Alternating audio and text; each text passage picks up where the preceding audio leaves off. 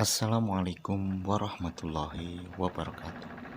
Selamat datang di channel Dongeng Mistis. Apa kabar kalian semuanya? Semoga kalian dalam keadaan sehat walafiat tanpa kekurangan suatu apapun. Bagi kalian yang suka dengan channel ini, saya ucapkan terima kasih dan jangan lupa untuk tekan like, komen, dan juga subscribe-nya agar channel Dongeng Mistis ini selalu berkembang dan menyajikan cerita-cerita mistis untuk menemani kalian semua. Oke, cerita mistis kali ini saya angkat dari akun Facebook Diani Ramadanista yang berjudul Tumbal Majikan. Taksi online masuk ke Jalan Bangau, lurus terus hingga tepat di pertigaan jalan. Saron menghentikan taksi online persis di sebuah rumah berwarna oranye dan tampak lebih sederhana dibanding rumah-rumah banglau di Jalan Bangau. Namun, rumah itu sangat panjang dan luas. Ada banyak patung yang dapat dilihat dari luar pagar.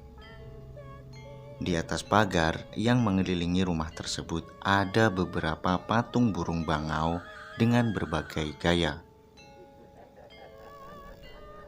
Saron memberikan uang pada taksi online dan mengajak Yuni masuk. Ketika kaki Yuni benar-benar memasuki pelataran rumah itu, ada beberapa bunga yang tampak meranggas. Juga patung burung merak yang menyambutnya di sisi pintu gerbang. Pada teras rumah tersebut banyak sekali barang-barang yang lebih menyerupai rongsokan. Kardus-kardus yang terlipat dan tersusun berbagai macam merek kotak sepatu yang tersusun tidak beraturan di depan pintu masuk utama. Pada samping rumah tersebut, mata Yuni menangkap sebuah taman mini yang mana berhubungannya tampak tidak tersentuh. Hal yang menonjol dari taman itu adalah 3 buah patung burung flamingo dan sebuah patung penari Bali dengan kemben seatas dada. Ketika kaki Saron dan Yuni melangkah menuju pintu utama, ada seorang lelaki tua sedang menyapu dengan kepayahan. Yuni berpikir itu mungkin tukang kebun Saron, karena dari penampilannya dapat terbaca berkaos longgar dan berlubang. Hingga tubuh kurusnya terlihat memprihatinkan. Wajah yang telah tergerus zaman itu pun telah memiliki 2 pasang cekungan yang dalam di kedua pipinya. Tapi tebakan Yuni terbantahkan ketika Saron menyapa laki-laki itu. "Halo Dad, I come back now." "Hai ayah, saya sudah kembali sekarang," sapa Saron pada lelaki tua itu. "Daddy, ini bapaknya, terlihat tidak seperti bapaknya," Yuni membatin. "Daddy, this is Yuni. She will working in the hair stand now." "Ayah, ini Yuni. Mulai sekarang dia akan bekerja di sini." Yuni segera menyalami lelaki yang bernama Laksai. Yuni menebak jika Laksai berdarah India. Laksai tersenyum masam menyambut Yuni. "Dari Indonesia?"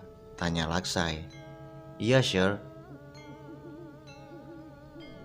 Sebelum masuk ke pintu utama, mata Yuni masih terus mengitari aneka barang di teras yang debunya sangat tebal sekali. Waduh, pekerjaan yang super menantang ini, Yuni membatin. Pintu utama terbuka dan seketika mata disuguhi sebuah akuarium besar dengan ikan nirwana berwarna keemasan. Airnya tampak bersih dan jernih. Ikan itu asik kesana kemari mengitari bebatuan buatan. Ada sebuah kursi panjang dari kayu X dan beberapa kursi kecil yang mengitari meja persegi panjang. Di ruang tamu ini pun ada banyak sekali patung-patung namun berukuran lebih kecil. Ada pula patung yang mirip sekali dengan anjing. Patung anjing itu diikatkan pada sebuah pintu kaca besar bertralis. Langkah Sharon menuju pada wanita tua tambun dengan potongan rambut cepak seleher. Dia tengah merajut di depan sebuah meja yang panjang dan besar. Meja itu biasanya digunakan untuk makan malam. "Mak, ini Yuni datang." Yuni berdiri mematung memandangi wanita itu. Sementara wanita itu masih berkutat pada rajutannya, sedang kacamata tebal yang digunakan itu sedikit melorot ke bawah. "Mak," sekali lagi Sharon memanggil. Perlahan, wanita yang bernama Lei Ying mendongakkan kepalanya. Matanya yang sipit berwarna merah menyala tanpa adanya kornea, dan Lei Ying menyeringai menyambut Yuni. Lei Ying terlihat menakutkan dengan kedua matanya berwarna merah itu. Yuni gemetar. Tas jinjing yang berada di tangannya itu terjatuh, dan Yuni segera membuang mukanya keluar jendela. Dari sana, Yuni melihat ada seorang wanita tambun tengah berjalan bersama seorang wanita berbadan santal. Lei Ying dan Sharon keduanya menyeringai menatap Yuni yang semakin ketakutan. "Hei, kau kenapa? Apakah kau baik-baik saja?" tanya Sharon memegang pundak Yuni, dan itu membuat Yuni terlonjak. Mata Yuni mencoba memandang ke arah Lei Ying. Kali ini, Lei Ying memiliki sepasang mata teduh dengan senyuman yang tampak berwibawa. "Tidak apa-apa, Mam," jawab Yuni. "Yuni, kau panggil saja aku Sharon, oke?" Baik Sharon," Yuni menjawab kaku.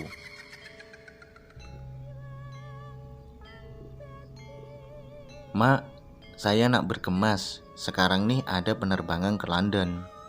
Mak ajarkanlah dulu apa-apa yang nak Yuni buat," ucap Sharon, lalu matanya beralih menatap Yuni. "Nah Yuni, inilah majikanmu, emak saya." Sharon memeluk Lei Ying dari belakang lalu terkekeh, merasa ada yang lucu. "Baiklah, saya nak berkemas sekarang. Yuni, ikuti sajalah apa-apa kata emak ya." Yuni mengangguk-angguk, sementara Sharon segera naik menuju lantai atas. Kepergian Sharon membuat Yuni merasa tidak nyaman berada bersama Lei Ying. Lei Ying yang telah berusia 80 tahun itu tiba-tiba memandangi Yuni lama dan dingin. Yuni yang menyadari jadi salah tingkah dan juga takut jika mengingat apa yang baru saja dilihatnya dari kedua mata Lei Ying. "Sekarang sudah sore, mari saja tunjukkan kamar kamu ya Ni. Dan kita lekas pergi ke dapur untuk memasak, karena anak lelaki saya sebentar lagi akan pulang." "Iya Mam," jawab Yuni.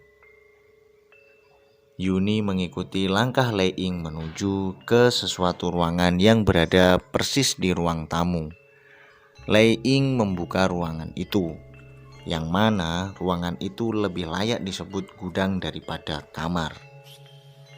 Tidak ada ranjang atau kasur yang ditangkap oleh pandangan Yuni. Terlihat buruk dan tidak sedap dipandang.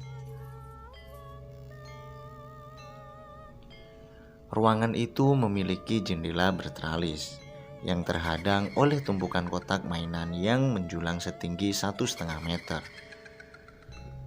Sebuah meja berukuran 1 meter penuh dengan aneka barang seperti kepala patung, wanita yang belum sempurna jadi, plastisin, semen putih, vibresin, pahat, cetakan, dan masih banyak lagi tumpukan barang di atas meja itu.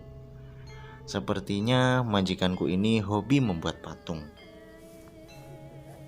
Dan ruangan ini mungkin digunakan untuk membuat patung kali ya. Yuni menebak dalam diamnya. Sebuah piano yang tertutup kain berbahan katan ada di sisi pintu.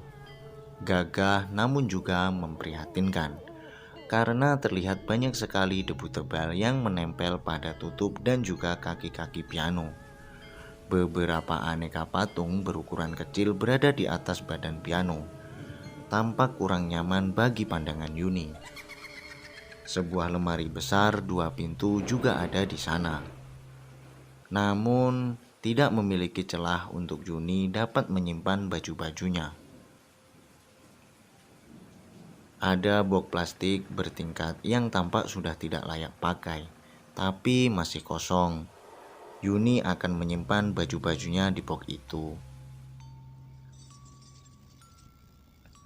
Lei Ying berjalan menuju ke samping lemari mengambil ranjang lipat dari sana. Kemudian ia mencoba membuka ranjang itu. Melihat Lei Ying tampak kesusahan untuk membuka ranjang itu, Yuni segera membantu.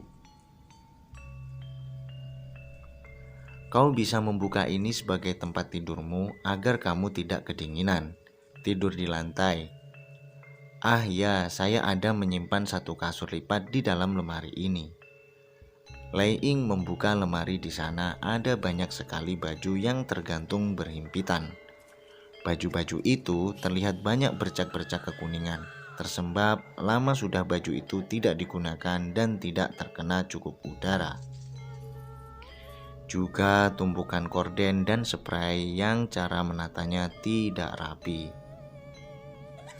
Lei Ying menarik kasur lipat yang disandarkan di dalam lemari. Namun karena terhimpit oleh banyaknya tumpukan korden, kasur itu tidak mudah dikeluarkan. Yuni kembali membantu Lei Ying untuk mengambil kasur tersebut. Berhasil walau membuat tumpukan korden itu bercerai-berai. Ini kasurmu Yuni, setelah memakainya kamu lipat lagi ya.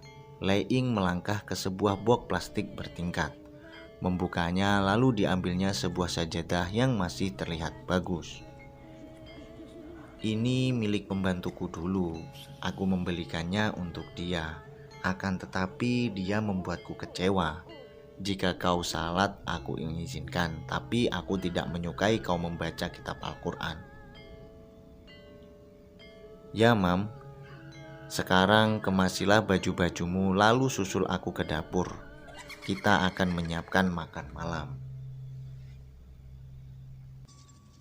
Baik Mam, alhamdulillah majikanku baik sepertinya.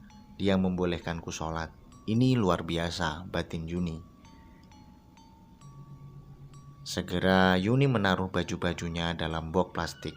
Lalu ia menutup pintu kamar untuk bertukar baju. Tiba-tiba, tanpa Yuni sadari, mata dari kepala patung wanita yang belum jadi itu bergerak ke kiri dan ke kanan dengan tatapan tajam dan menghujam. Mata itu akhirnya menatap pada sebuah patung kuda yang terbuat dari kayu. Patung kuda serta-merta terjatuh begitu saja di samping Yuni.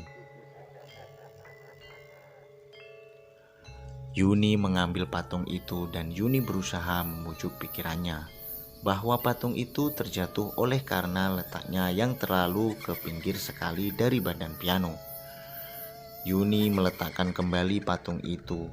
Jemarinya mengusap-usap debu yang tertinggal di tangannya oleh karena patung kuda yang baru saja disentuh Yuni. Kedua alis Yuni tiba-tiba bertautan dan wajahnya terlihat berlipat-lipat. Yuni merasakan sesuatu yang menyentuh kakinya. Kok kayak rambut ya? Apaan sih ini? Yuni bertanya-tanya. Jantungnya berpacu kuat hingga Yuni sendiri mampu mendengarnya. Pandangan Yuni beralih pada kedua kakinya. Dengan cepat, rambut yang menyentuh kedua kakinya itu masuk ke bawah kolong piano yang ternyata di dalam kolong itu ada beberapa kardus yang berisi dan berat. Yuni mengecek dari balik celah kardus, berharap yang menggerayangi kakinya itu hanya binatang. Hasilnya nihil. Kamar itu kembali lengang. Hingga akhirnya Yuni duduk berselonjor di lantai, sedang kedua tangannya menyanggah tubuhnya ke belakang. Satu tangan kirinya merasai dinginnya lantai keramik. Namun satu tangan kanannya merasa memegang kaki yang berkulit keras dan kasar. Mata Yuni seketika memutari ruangan. Yuni berusaha untuk menoleh ke arah tangannya, berharap bahwa itu kaki manusia. Tapi Yuni mengurungkan niatnya untuk memastikan siapa pemilik kaki itu. Tangan Yuni meraba-raba lagi untuk memastikan. Yuni menebak jika apa yang dipegangnya itu bukan kaki manusia. Kaki itu bergaris-garis dan amat kasar, memiliki jari-jari kaki yang kurus serta kuku yang lebih panjang dan runcing. Mata Yuni memejam, mulai merapalkan doa sebisa dan semampunya. Ketakutannya ditepis demi untuk mengetahui makhluk apa yang kini berada di belakangnya. Perlahan, Yuni menelengkan kepala.